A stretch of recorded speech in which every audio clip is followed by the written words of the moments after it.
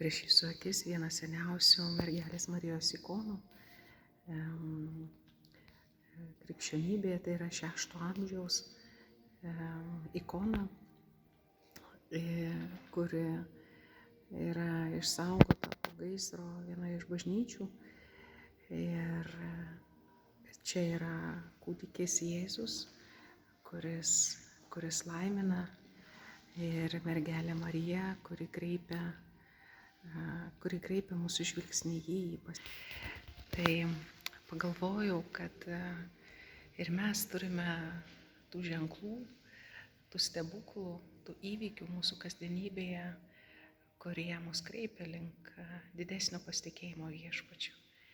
Ir mes turime liudytojų, galbūt net mūsų protėvių, prosenelių, galbūt netgi jų maldaknygės, jų rožiniai, galbūt senesni paveikslai. Tai visa tai mums yra liudijimas apie ištikimybę ir pasitikėjimą viešpačiu.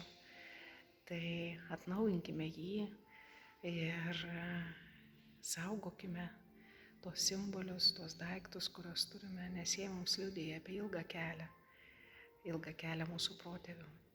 Tai mergelė Marija, užtarki mus. Ir čia vadinama mergelė Marija, tokio patogumo mergelė Marija.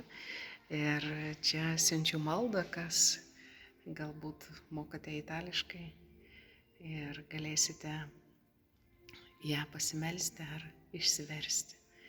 Tai tebūnie pagarbintas viešpats, mergelė Marija, užtarki mus. Palaimintos dienos ir gero įkvėpimo šiai dienai.